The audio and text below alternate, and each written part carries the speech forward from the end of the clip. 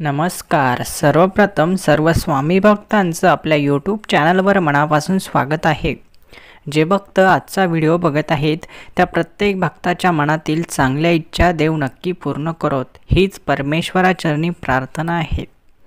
जेव्हा परमेश्वर आपल्याला दर्शन देण्यासाठी येतील तेव्हा आपलं मन पूर्ण प्रसन्न होईल, मन शांत होईल आणि तो एक दिव्य क्षण असेल. या क्षणाची जे भक्त वाट बघत आहेत त्या भक्तांसाठी आजचा व्हिडिओ खूप महत्त्वाचा आहे.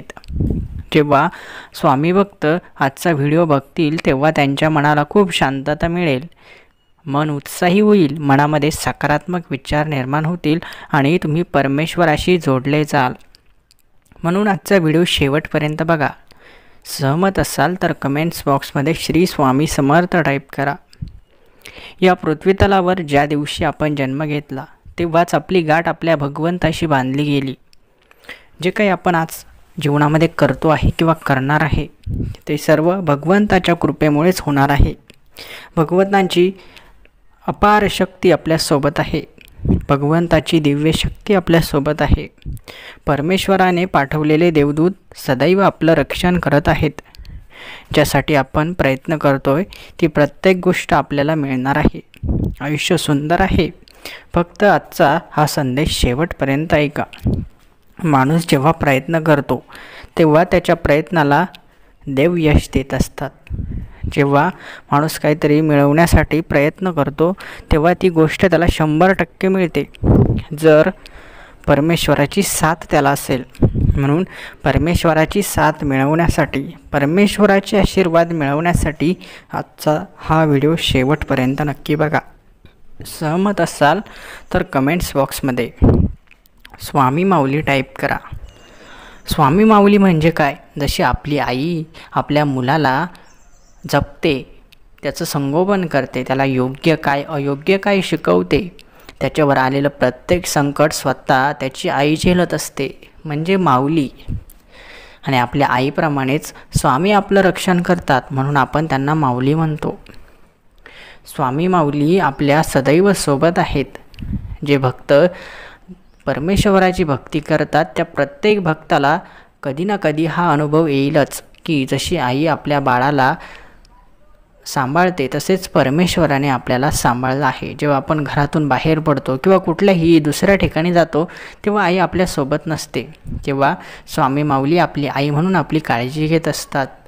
आईचं जे काही कार्य आहे ते भगवंत पार पाडत असतात. आपल्याला जपण्यासाठी भगवंताने आईचं निर्माण केलं आहे. परंतु जेव्हा काही क्षणाला आई सोबत नसते तेव्हा परमेश्वर आपलं कार्य करत असतात, आपलं रक्षण करत असतात. म्हणून परमेश्वराच्या या कार्याला आपण सलाम करूया.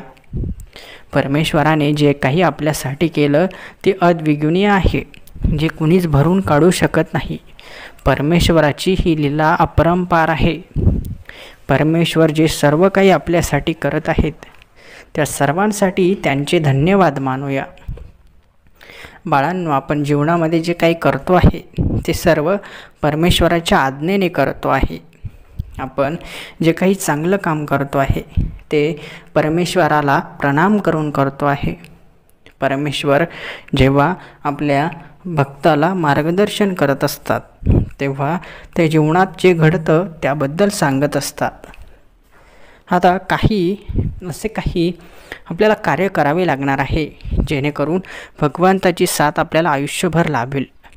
भगवंत जेव्हा आपल्या भक्तांना आशीर्वाद देतात तेव्हा भक्तांनी ते आशीर्वाद स्वीकारायचे असतात.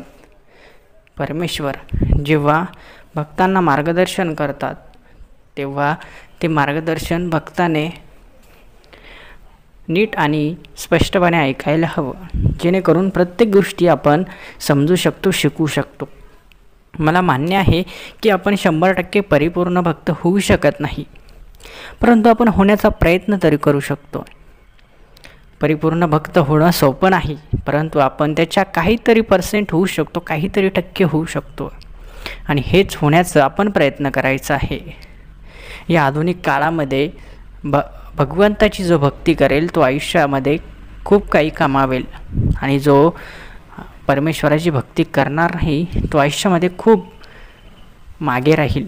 म्हणून लक्षात घ्या, माणूस हा पैशाने मोठा होत नसतो, तर त्याच्या कार्याने, त्याच्या कर्माने, त्याच्या भक्तीने तो मोठा होत असतो. म्हणून फक्त पैसा आहे म्हणून माणूस मोठा आहे असं समजू नका. त्याच्याकडे किती ज्ञान आहे, तो किती हुशार आहे, त्याचं कर्म काय आहे, याने माणूस मोठा होतो. आणि माणूस मोठा आहे की छोटा हे पृथ्वीवरती नाही तर स्वर्गामध्ये गेल्यावर समजतं. कोणाला कोणत्या ठिकाणी पाठवलं जातं हे त्याच्या कर्मावरून ठरतं. म्हणून मेल्यानंतरही कर्म आपली साथ कधीच सोडत नाही. म्हणून कर्म चांगलं करा. जर तुमचं कर्म चांगलं असेल तर तुम्हाला घाबरण्याची काहीच गरज नाही. जे भक्त आजचा व्हिडिओ बघत आहेत त्यांना समजलं असेल की कर्मापेक्षा मोठं काहीच नाही. जेव्हा तुमचं कर्म चांगलं असेल तेव्हा देव न मागता सर्व काही तुम्हाला देऊन टाकतील, कारण तुम्ही चांगलं कर्म केलेलं आहे. तुम्हाला मागायची गरजसुद्धा पडणार नाही. एवढं परमेश्वर आपल्यासाठी करतील. परमेश्वराचे हे उपकार आपल्यावरती सदैव राहतील. म्हणून परमेश्वराचे उपकार विसरू नका. आयुष्य सुंदर आहे, त्याला आणखी सुंदर बनवा. फक्त स्वामींची भक्ती करत राहा.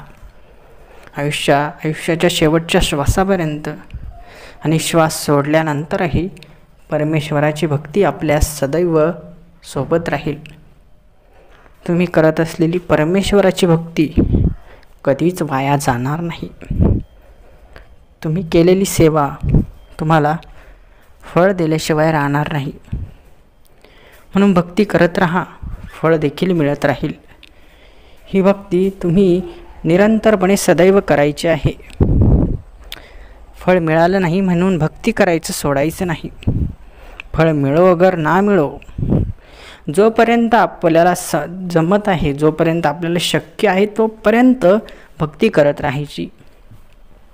एक दिवस असा उजाडेल की सर्व काही बदलून जाईल.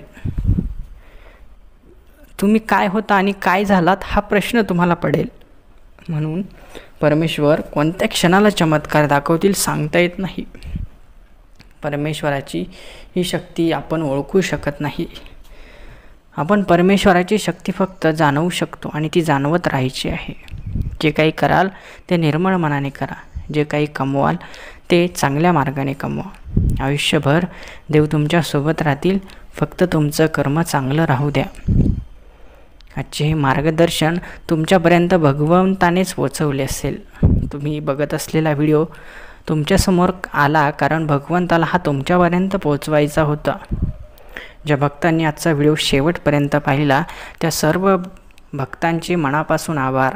व्हिडिओ आवडला असेल तर व्हिडिओला लाईक नक्की करा आणि जे भक्त आपल्या चॅनलवर नवीन असतील त्यांनी चॅनलला लगेच सबस्क्राईब करा. धन्यवाद.